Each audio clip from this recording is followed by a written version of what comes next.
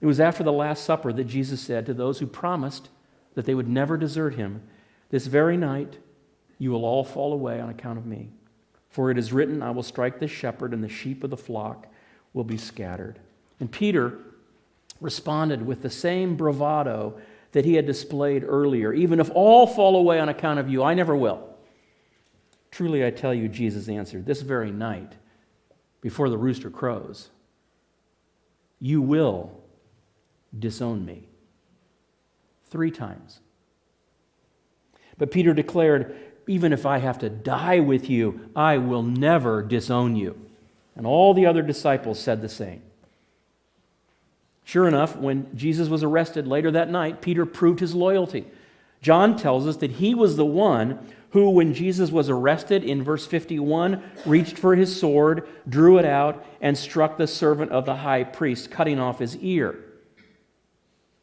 But after Jesus healed the servant and said that his arrest was the fulfillment of prophecy, Matthew tells us in verse 56 that all the disciples deserted him and fled.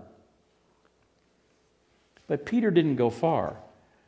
Verse 58 says that when Jesus was taken to the home of the high priest, Peter followed him at a distance right up to the courtyard of the high priest.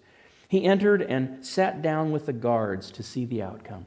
And John adds this seemingly insignificant detail that they warmed themselves over a charcoal fire. And while Peter was sitting there, a servant girl came to him. "You also were with Jesus of Galilee," she said. But he denied it before them all. "I don't know what you're talking about," he said. Then he went out to the gateway where another servant girl saw him and said to the people there, "This fellow was with Jesus of Nazareth." He denied it again with an oath, "I don't know the man." After a little while, those standing there went up to Peter and said, "Surely you are one of them. Your accent gives you away." Then he began to call down curses, and he swore to them, "I don't know the man." Immediately, a rooster crowed. And Luke adds this detail: the Lord turned and looked straight at Peter. Can you imagine it? Then Peter remembered the word Jesus had spoken, "Before the rooster crows, you will disown me 3 times." And he went outside and wept bitterly. He felt utterly irredeemable. We know that because even after he saw the risen Christ multiple times, he returned to the fishing boat that he had left behind to follow Jesus. Just trying to think about what that's like. I mean, these 3 years he's been with him, just his closest, most loyal, most passionate follower. And now he goes back and he looks at this boat and he says, "I'm done. I'm just going to go back to my old life." John tells us in chapter 21 of his gospel that he went out and 6 other disciples went with him. And that night, when they went fishing, they caught nothing.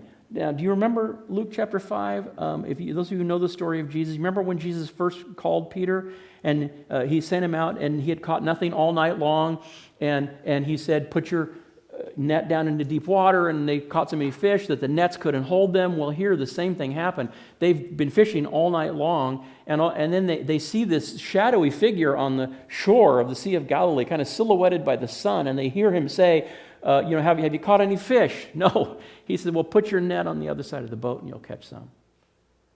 And they did that, and the nets were so full that they couldn't haul them in.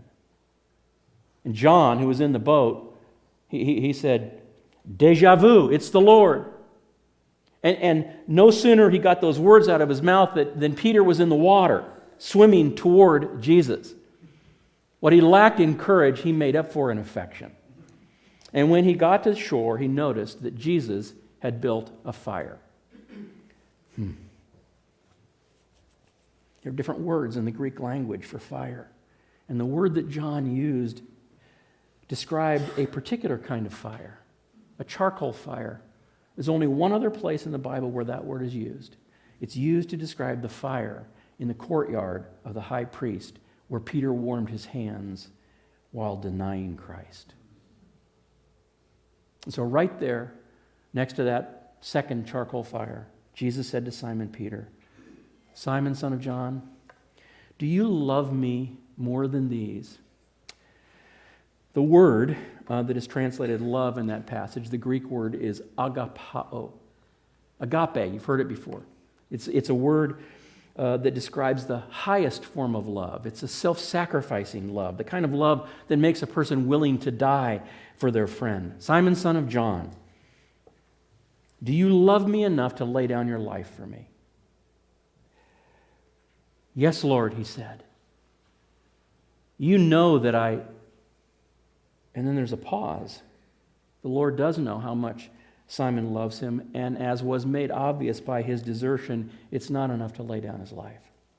And so with his head down, he says, you know that I phileo you. It's a different word for love. It's a word that is used to describe the affection that exists between friends. Lord, you know that I do not agapao you, but I phileo you.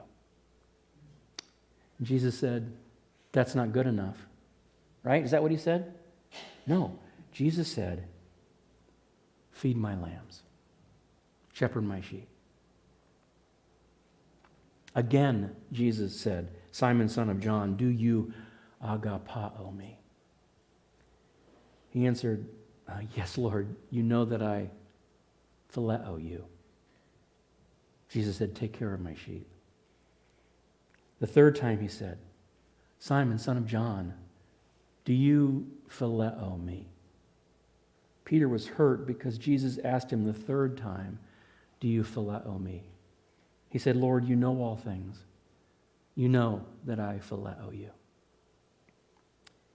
And Jesus said, feed my sheep. So how many times did Peter disown Jesus next to that first charcoal fire? 3. How many times did Jesus recommission Peter next to the second charcoal fire? 3. Once for each denial.